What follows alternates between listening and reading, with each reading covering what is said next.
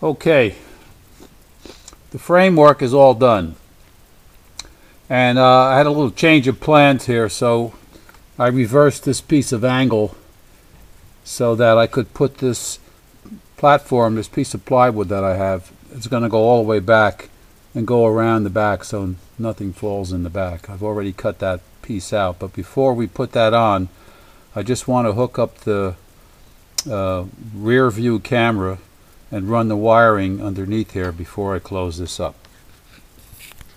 Okay, first we're going to drill a pilot hole in here.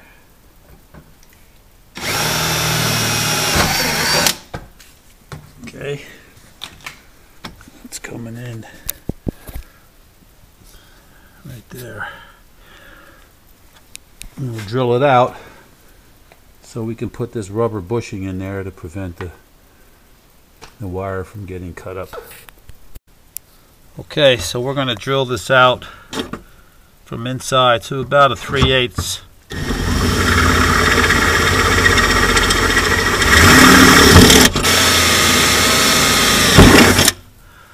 Alright, let's try that.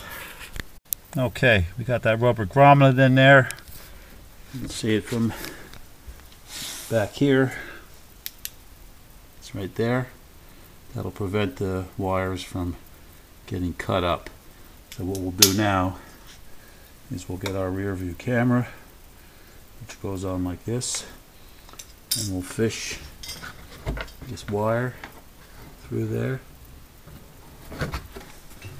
go it out through here.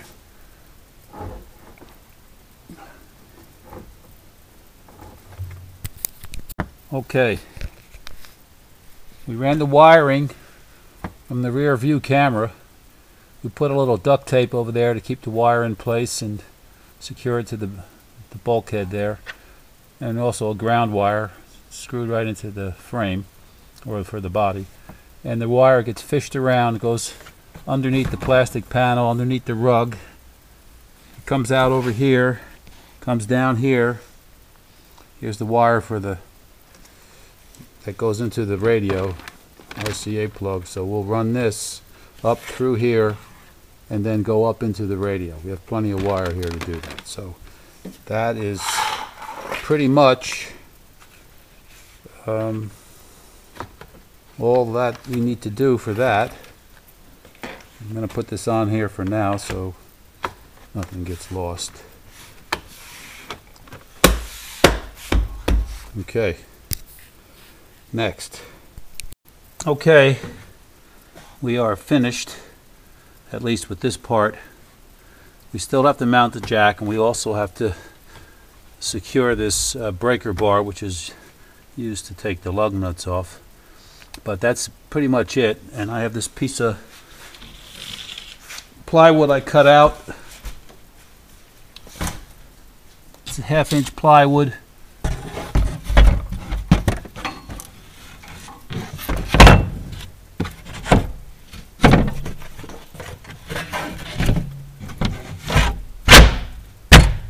There it is. Now we have some place to put all our parts and tools. Okay, this is what our setup's going to look like here.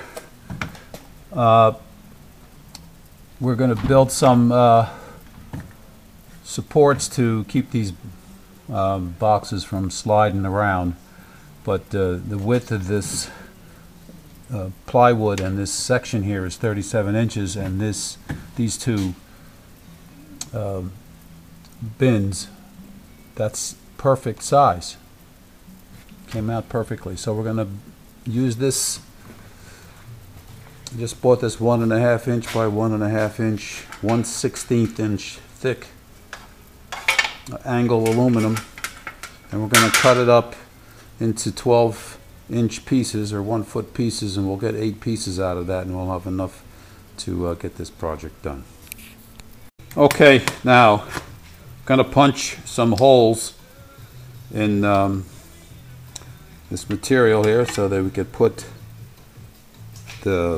screw it down to the plywood. These are just pilot holes, and I'll do this on all the pieces, so you'll be able to just take it and just screw it down. Okay, here's the layout. So I've screwed all these guides down to keep the bins in order. So they're just going to slide in like this. And it's not going that way because it's up against the bulkhead here. And then this one here goes in this way. And so nothing's going anywhere. I have all this extra room back here for more stuff.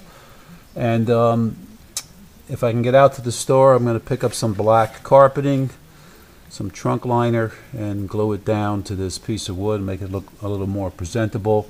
And then also I'm going to put in some supports in here, a piece of plywood to keep this these from collapsing in when you put stuff on top. All right, next step.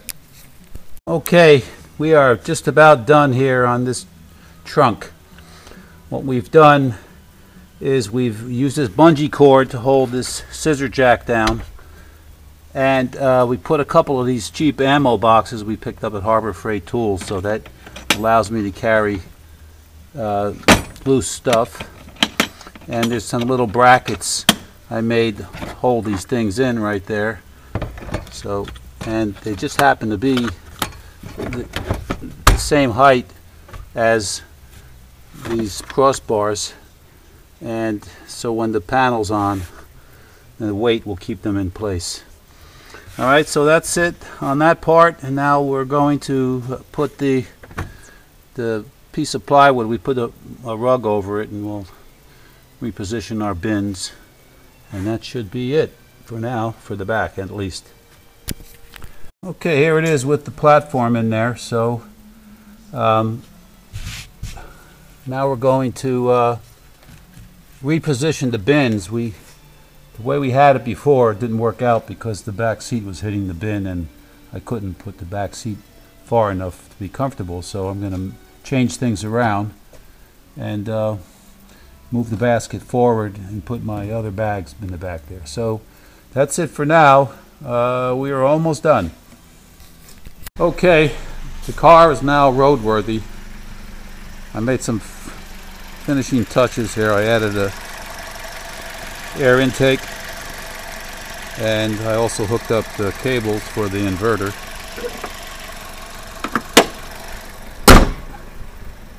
So you can now see some of the things that I've done. As you can see, everything's nicely stuffed in there, and I have plenty of room for more. So, okay, so the phone, it's hooked in like this. It has a magnetic holder there so I can see. I also have another holder that slides into the CD slot that can hold my iPad if I want to put my iPod in it. So my inverter's hooked up, that's on. I still have yet to do the emergency brake lock. That's not a priority at the moment, but I got the rear view camera hooked up. You can see there it is. But that's it. So we have our service car, our Build a Micro service car, ready to go. And this is how I hooked up my phone. I made this little bracket here out of 2-inch aluminum plate. That's it. Hope you enjoyed it. If you have any comments or questions, reach out to me.